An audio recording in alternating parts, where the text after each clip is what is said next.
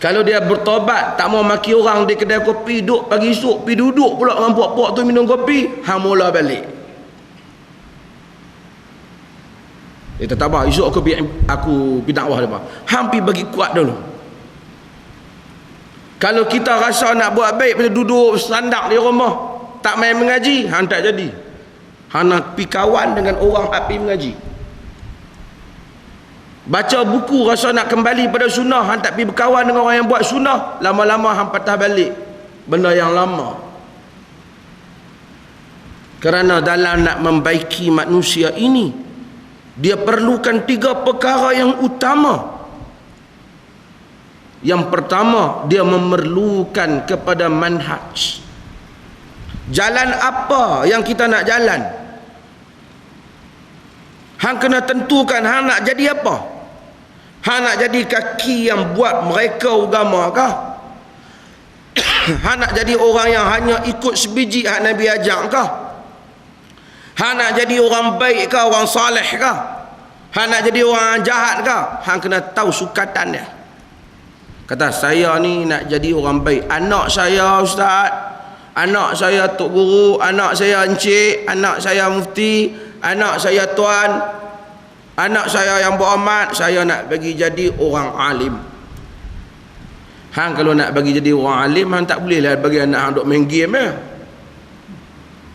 Hang kena pi buat sukatan hak menyebabkan dia alim. Anak saya nak bagi orang baik, tak mau untuk terikut dengan teruk-teruk.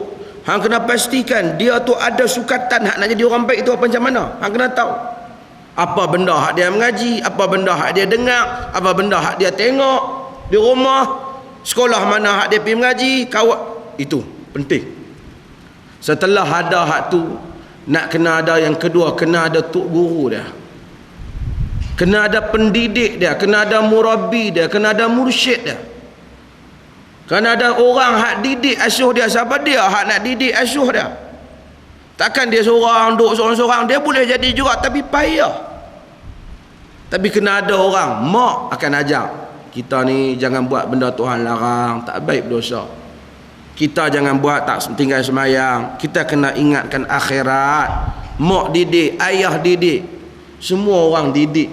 2 tak cukup. Dia kena ada satu lagi. Dia kena ada bi'ah. Dia kena ada persekitaran dia. Macam mana persekitaran dia, keadaan dia. Rumah hak dia nak jadi baik tu rumah baik ke tak baik?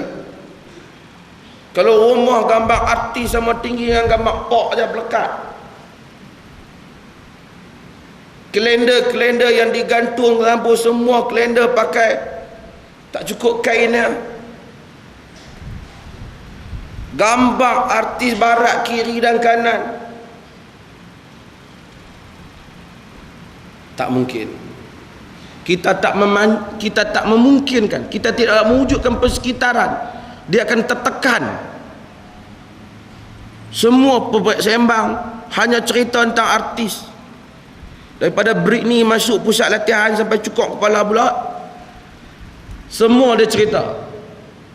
Semua gambar-gambar, lagu, apa yang dipasang hanya pada suasana hiburan semata-mata. Pergi ke sekolah, cikgu pun macam tu. Sebab tu saya kata antara kegagalan pendidikan remaja yang ada dalam negara kita ini, walaupun diberikan pelajaran, walaupun diberikan sukatan, disediakan guru, kita tidak menyediakan persekitaran. Kita tidak menyediakan persekitaran. Persekitaran itu tidak membantu. Persekitaran kita ialah persekitaran Fantasia, Akademi Fantasia. Persekitaran kita ialah persekitaran ini lebih kuat. Pergi ke kedai tuan-tuan nak tengok majalah. Majalah Islam 1, 2, ada 3, 4 yang laku. Antara majalah yang ada gambar Mufti Perlis dengan gambar artis, banyaklah gambar artis.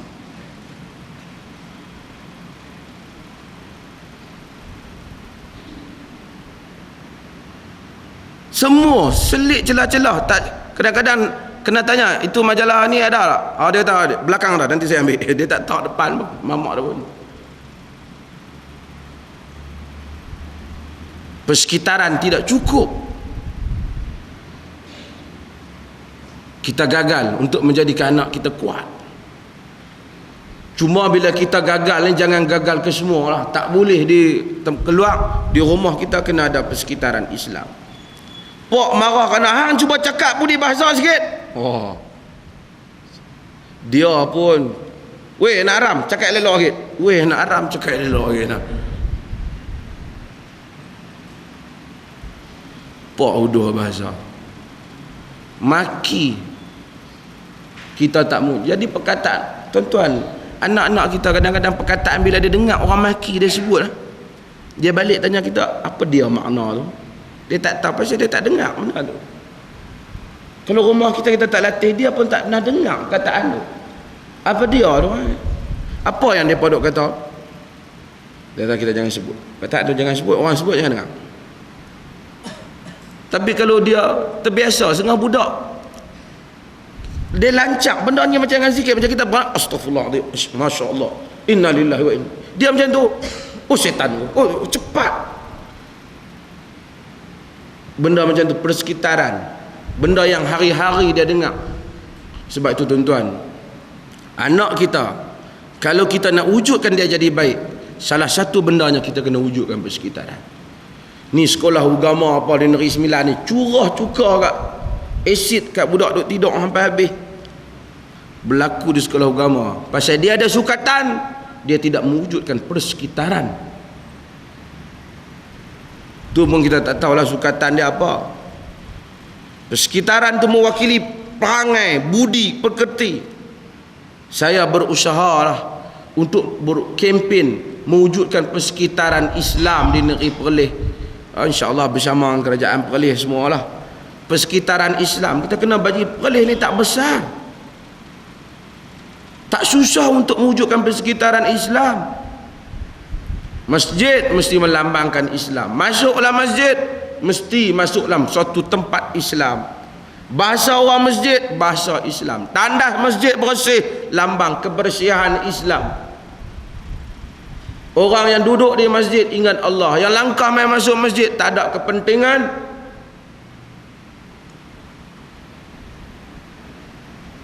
Dan siapa yang mengajak pun ambil hak takat-takat patut sajalah. Kalau dah orang dah bagi dah elan takmir apa semua tu, tak payahlah balun lagi lah duit masjid ni, kita guna untuk apa-apa pula. Ramai orang hak duk mengajak tak ambil apa pun. Setakat Tuhan bagi ni makan dulu, tak ada lagi rakyat Malaysia hak tak nak makan